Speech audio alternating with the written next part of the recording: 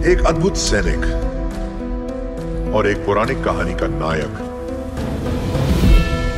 तुम्हारा भाई जिसे देवता मानते हैं, जब वो आएंगे, और वो जरूर आएंगे,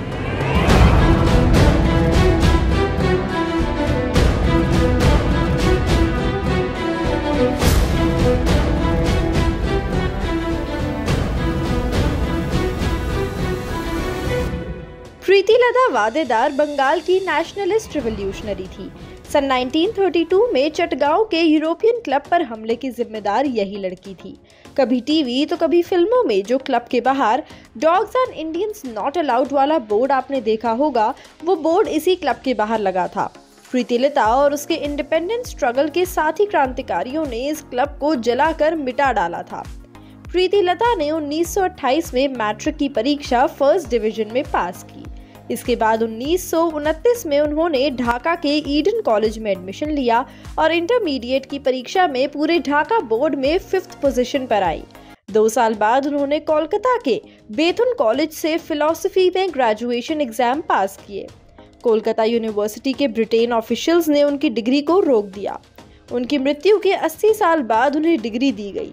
जब वे कॉलेज की स्टूडेंट थी, यही उनका कॉन्टैक्ट रिवॉल्यूशनरी से हुआ। उन्होंने निर्मल सेन से युद्ध की ट्रेनिंग ली। स्कूली जीवन में ही वो बालचर संस्था की मेंबर हो गई थी। बालचर संस्था में मेंबर्स को ब्रिटिश रूल के प्रति सपोर्टिव रहने की शपथ लेनी होती थी। संस्था का ये रूल प्रीति लता को खटकता था, उन्हें बेचैन करता था।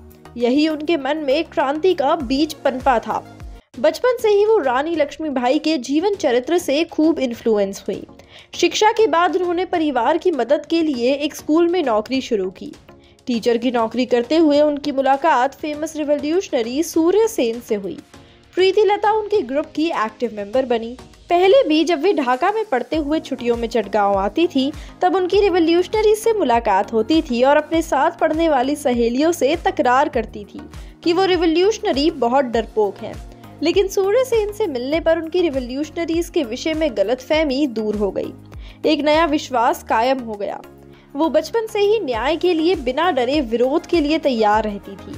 स्कूल में पढ़ते हुए उन्होंने एजुकेशन सिस्टम के एक ऑर्डर के विरुद्ध दूसरी लड़कियों के साथ मिलकर विरोध किया था। इसीलिए उन सभी लड़कियों को स्कूल से निकाल दिया गया।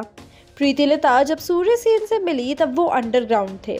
उनका एक साथी रामकृष्ण कलकत्ता के अलीपुर जेल में था। उनको फांसी की सजा सुनाई गई थी।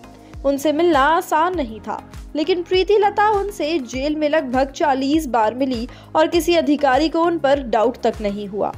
इसके बाद वो सूर्य सेन के नेतृत्व इंडियन रिपब्लिकन आर्मी में महिला सैनिक भी बनी। क्रांतिकारी सूर्य सेन के साथ वो भारत के इंडिपेंडेंस स्ट्रगल में शामिल हुई थी। रिवॉल्यूशनरीज के दस्ते के साथ मिलकर उन्होंने कई मोर्चों पर ब्रिटिश ऑफिशियल से लोहा लिया।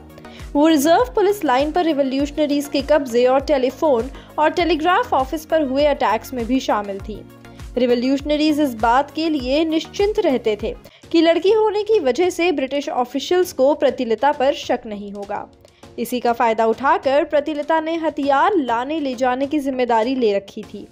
प्रीति लता जब सूर्य सेन से मिली थी तब उनसे मिलना आसान नहीं था। पंजाबी पुरुष के भेष में 24 सितंबर 1932 की रात हथियारों से भरी पड़ी प्रीति लता ने पोटेशियम साइनाइड भी रख लिया था। उन्होंने बाहर से खिड़की में बम लगाया। क्लब की इमारत बम के फटने और पिस्तौल की आवाज से कांपने लगी। 13 अंग्रेज जख्मी हो गए और बाकी के भाग गए। इस घटना में एक यूरोपियन महिला मारी गई। संभलकर ब्रिटिश ऑफिशियल्स ने जवाबी हमला किया। एक गोली प्रीति लता को भी लगी। वो घायल अवस्था में भागी, लेकिन फिर गिरी और पोटेशियम साइनाइड खा लिया।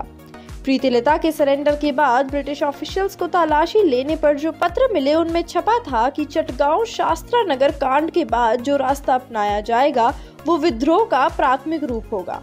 ये स्ट्रगल भारत को पूरी स्वतंत्रता मिलने तक जारी रहेगा। पूर्वी बंगाल के घलघाट में क्रांतिकारियों को पुलिस ने घेर लिया था। घिरे हुए क्रांतिकारियों में अपूर्व सेन, निर्मल सेन, प्रीति लता और सूर्य सेन थे। सूर्य सेन ने लड़ाई करने का आदेश दिया। अपूर्व सेन और निर्मल सेन शहीद हो गए। इतनी कम उम्र में उन्होंने झांसी की रानी का रास्ता अपनाया और उन्हीं की तरह अंतिम समय तक अंग्रेजों से लड़ते हुए स्वयं ही मृत्यु का वरण कर लिया। और ऐसे ही एक स्वतंत्रता सेनानी की कहानी लेकर आ रहे हैं SS राजामौली अपनी आने वाली फिल्म RRR 2 में, जिसमें दो स्वतंत्रता सेनानी की दोस्ती और ब्रिटिश राज के खिलाफ दिखाया गया है।